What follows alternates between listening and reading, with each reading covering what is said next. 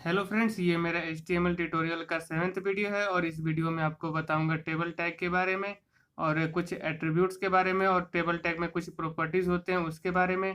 तो चलिए इस वीडियो को मैं शुरू करता हूं और शुरू करने से पहले मैं अपना कुछ और टेबल टैग में TR टैग और TD टैग TH टैग को कैसे यूज करते हैं अपने टेबल टैग के अंदर। तो चलिए इस वीडियो में आप आज हम सीखते हैं और इसको इम्प्लीमेंट करके देखते हैं।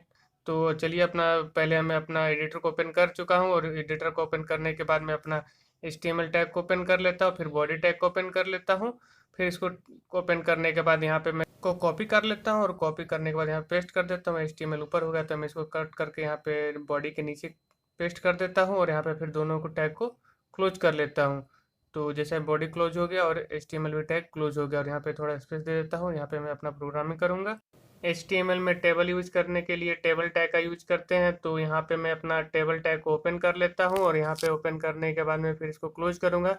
तो यहाँ पे मैंने टेबल ओपन कर दिया है और यहाँ पे ओपन करने के बाद करूँगा और इंटर करने के बाद मैं यहाँ पे टेबल टैग को क्लोज करूँगा। तो जैसा कि मैं यहाँ पे लिख देता हूँ स्लैश देकर टेबल टेबल देने के बाद मैं इसको क्लोज करूँगा, फिर यहाँ पे कुछ इंटर करूँगा। आप लोग को यहाँ दिख रहा होगा कि मैंने टेबल टैग को यहाँ ओपन किया और टेबल टैग को यहाँ पे मैंने क्लोज कर दिया है। और इसके बाद मैं आपको यहाँ पे एक और टैग के बारे में बताऊंगा। यहाँ पे मैं टैब मार देता हूँ, थोड़ा सा स्पेस बन जाए उधर।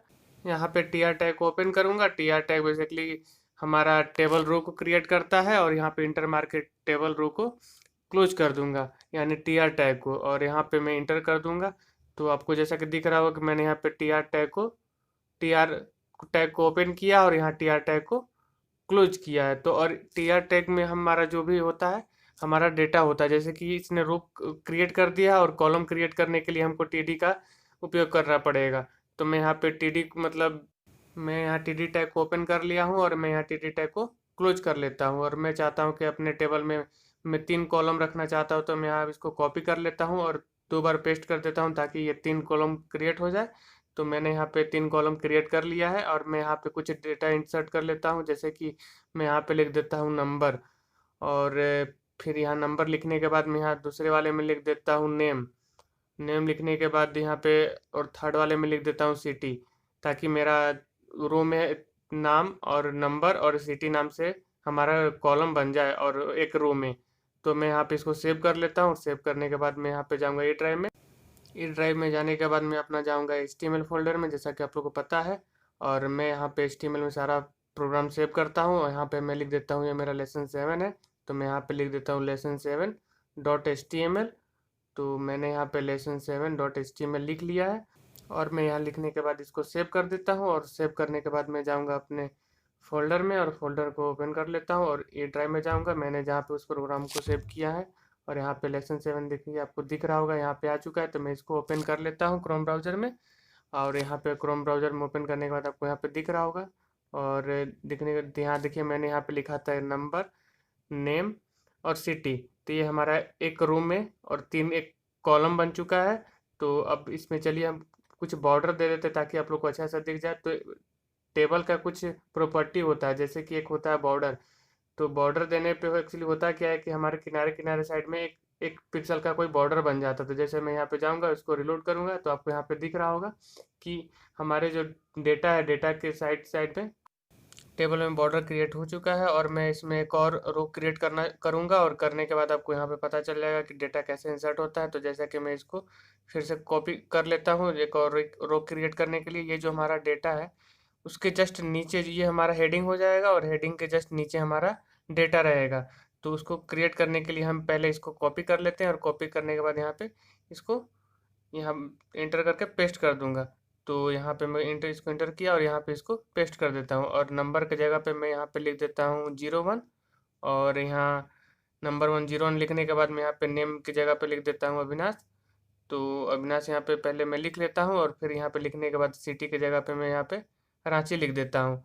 और यहाँ पे रांची लिखने के बाद मैं आपको यहाँ पे सेव करूँगा और सेव करने के बाद आपको यहाँ दिखाऊंगा अपने क्रोम ब्राउज़र में। तो आप यहाँ पे जाइए और फिर यहाँ पे इसको रिलोड करूँगा तो आप यहाँ देख सकते हैं कि नंबर के नीचे में जस्ट नीचे में 1 आ गया और नेम में अविनाश और सिटी में रांची, जैसा कि मैंने यहाँ पे आपको इंसर्ट करके दिखा दिया। इसके बाद मैं अपना जाऊँगा एडिटर में और यहाँ पे आपको बताऊँगा मैंने यहाँ पे टेबल क्रिएट किया था, टेबल रो क्रिएट किया, इसमें कुछ डेटा इंसर्ट किए, हमारा हेडिंग हो जाएगा। और यहाँ पे आपको दिख रहा है कि नेम की जगह एक नेम क्रिएट किया था, नंबर क्रिएट किया था, सिटी क्रिएट किया था, और यहाँ पे ऐसे मैंने क्रिएट करके इसको उसमें इम्प्लीमेंट किया था। और ठीक इसी प्रकार मैं यहाँ पे 3 और क्रिएट करूँगा। तो जैसा कि मैं यहाँ पे नंबर 1 की जगह पे नंबर 2 लिख लेता हूँ, और यहाँ पे अविनाश की जगह पे मैं लिख देता हूँ प्रशांत, और यहाँ पे पहले मैं प्रशांत लिख लेता हूँ, तो प्रशांत लिख लिया। और यहाँ पे लिखने के बाद मैं सिटी में सेम रहने देता हूँ, और यहाँ पे फिर मैं अपना एक और फ्रेंड का नाम लिख लेता हूँ, तो प्रवीण लिख लेता हूँ यहाँ पे, और यहाँ पे इसको सेव कर लेता हूँ। और सेव करने के बाद मैं जाऊँगा अपना क्रोम ब्राउज़र में, और इसको फिर यहाँ पे मैं रिलोड करता हूँ। तो आपको यहाँ सही से दिख रहा होगा कि मैंने यहाँ पे अपना सही नंबर की जगह पे 1 2 और यहाँ पे 1 आ गया। तो मैं इसको 3 कर लेता हूँ।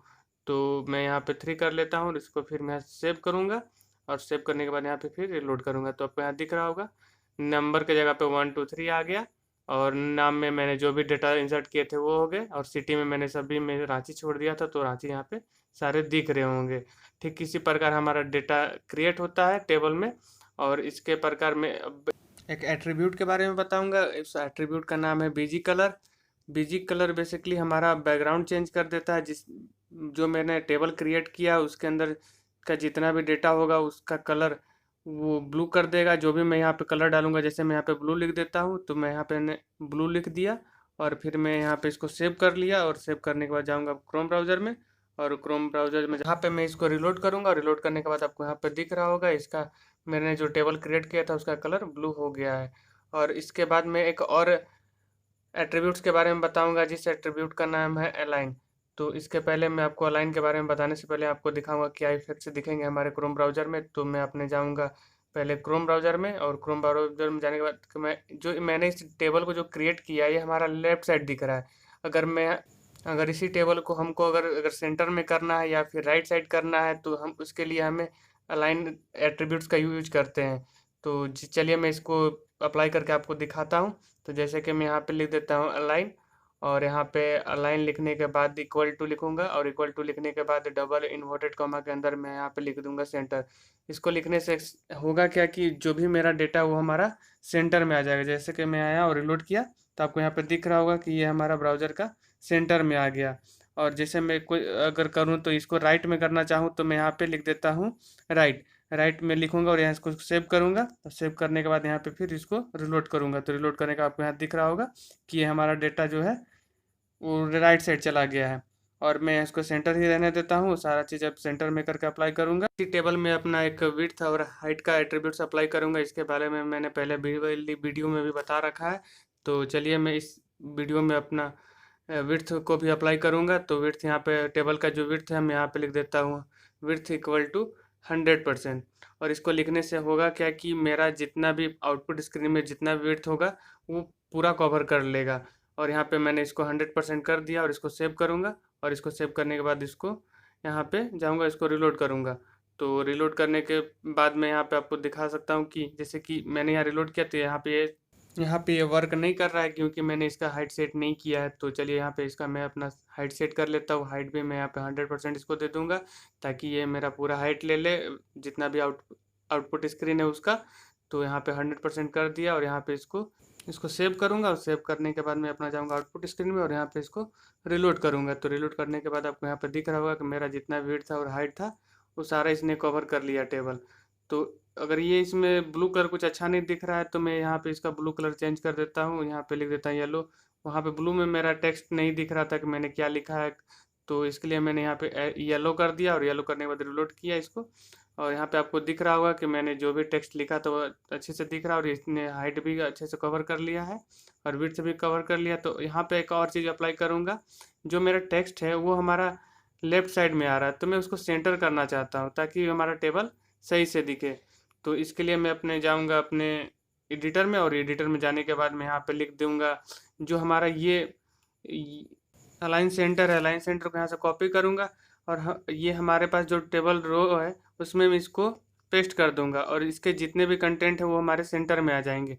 और मैं यहाँ पे इसको जाऊँगा, यहाँ पे रिलोड करूँगा, तो आपको यहाँ पे दिख रहा होगा कि सारा जो भी मेरा कंटेंट था उस टेबल रो में फर्स्ट वाले में वो सारे सेंटर में आ चुका है। तो मैं सब में इसको इम्प्लीमेंट कर देता हूँ। तो मैंने इसको कॉपी कर रखा है, तो मैं यहाँ पे इसको जाऊँगा सेकेंड वाले में पेस्ट कर देता हूँ, और थर्ड में भी करूँगा, और फोर्थ वाले में भी कर दूँगा। तो मैं यहाँ पे सेकेंड में पहले कर लेता हूँ, उसके बाद मैं थर्ड में करूँगा।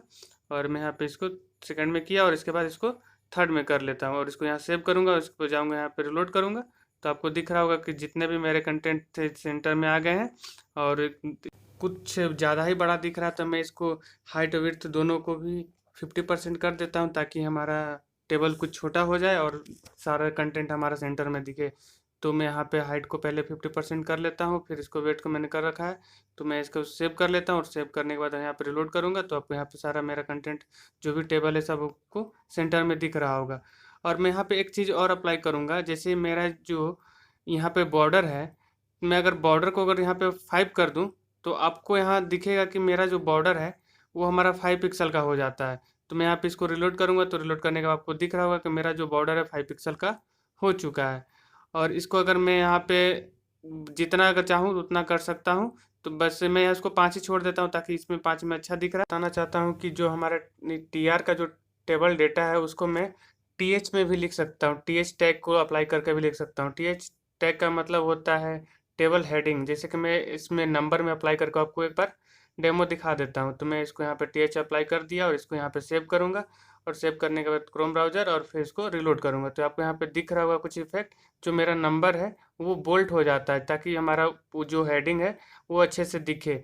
तो इसके लिए मैं इसको ये नाम में भी और सिटी दोनों में भी अप्लाई कर देता हूँ। तो जैसा कि मैं यहाँ पे नेम में भी अप्लाई कर देता हूँ तो यहाँ पे टीएच लिखना पड़ेगा और इसको टीएच से क्लोज भी करना पड़ेगा और ठीक इसी प्रकार मुझे सिटी में भी करना पड़ेगा। तो यहाँ पे मैं टीएच लिख दिया और इसको क्लोज कर लेता हूँ और इसको यहाँ सेव करूँगा और सेव करने के बाद यहाँ पे फिर मैं जाऊँगा अपने क्रोम ब्राउज़र और फिर इसके बाद इसको रिलोड करूँगा तो आपको सारे इफेक्ट दिख रहे होंगे। मेरा नाम भी बोल्ट हो गया है और सिटी भी बोल्ट हो गया और इस ठीक इसी प्रकार मैं अपना अगर इसके बाद मैं चाहूँगा कि मेरा जो हेडिंग है उसका इंडिविजुअली केवल उसका ही इसी का कलर चेंज हो और बाकी सबका कलर येलो ही रहे, तो इसके लिए मैं अपना बीजी कलर का ये इस्तेमाल करूँगा। तो मैं यहाँ पे बीजी कलर को कॉपी कर लेता हूँ और कॉपी करने के बाद मैं यहाँ पे जो टीआर जो हमारा फर्स्ट है उसमें उसको पेस्ट कर देंगे और पेस्ट करने के बाद मैं यहाँ पे इसको कलर दे देता हूँ, जैसे ग्रीन दे देता हूँ। और ग्रीन देने के बाद मैं यहाँ पे इसको फिर सेव करूँगा और सेव करने के बाद अपने क्रोम ब्राउज़र में जाऊँगा और रिलोड करूँगा तो आपको यहाँ पे दिख रहा होगा जो मेरा हेडिंग है उसका कलर ग्रीन हो चुका है। और ग्रीन हो चुका है तो इसके बाद में अपना प्रकार आप किसी भी कलर बीजी कलर का उपयोग करके आप किसी का भी रो का कलर चेंज कर सकते हैं। और इसके बाद मैं जाऊँगा अपने एडिटर में। मैं यहाँ पे सोच रहा हूँ कि अपना जो थर्ड रो है उसको भी मैं कुछ कलर दे दूँ। तो जैसा कि यहाँ पे मैं जाता हूँ अपना पहले एडिटर में और एडिटर में जाने के बाद मैं यहाँ पे इसको बीजी कलर को मैंने कॉपी कर रखा है तो इसको यहाँ पे जाऊँगा पेस्ट करता हूँ और पेस्ट करने के बाद यहाँ पे जो येलो यहाँ पे येलो की जगह मैं यहाँ पे इसको रेड कर देता हूँ ताकि जो मेरा फोर्थ जो रो है उसको उसका कलर रेड हो जाए। तो यहाँ पे जाऊँगा इसको रिलोड करता हूँ तो आपको यहाँ पे दिख रहा होगा मेरा जो नीचे वाला जो कलर है उसका रेड हो गया है। और उसके बाद मैं यहाँ पे एक चीज़ और अप्लाई करना चाहता हूँ, जैसे कि हमारा ये जो हेडिंग है, जैसे कि यहाँ पे दिखा दूँ जो मेरा हेडिंग का जो नेम नंबर और सिटी है इसका कुछ टेक्स्ट और कलर इसमें कुछ अप्लाई करना चाहता हूँ। तो जैसे कि मैं यहाँ पे जाऊँगा और मैंने आपको फ़ॉन्ट टैग के बारे में बताया था तो मैं यहाँ पे लिख देता हूँ फ़ॉन्ट। तो फ़ॉन्ट लिखने के बाद यहाँ पे मैं स्पेस दूंगा, स्पेस देने के बाद यहाँ पे लिख देता हूँ साइज, जैसे कि मेरा फ़ॉन्ट का साइज जो ये मेरे अनुसार हो जाए तो यहाँ पे लिख देता हूँ 25 और यहाँ पे 25 लिखने के बाद मैं इसको फ़ॉन्ट को क्लोज करूँगा और यहाँ पे फ़ॉन्ट टैग को क्लोज कर लेता हूँ। फ़ॉन्ट टैग को क्लोज करने के बाद इसको मैं यहाँ पे क्लोज कर लिया और क्लोज करने के बाद इसको मैं यहाँ पे सेव करूँगा और सेव करने के बाद क्रोम ब्राउज़र में जाऊँगा और इसको यहाँ पे रिलोड करूँगा।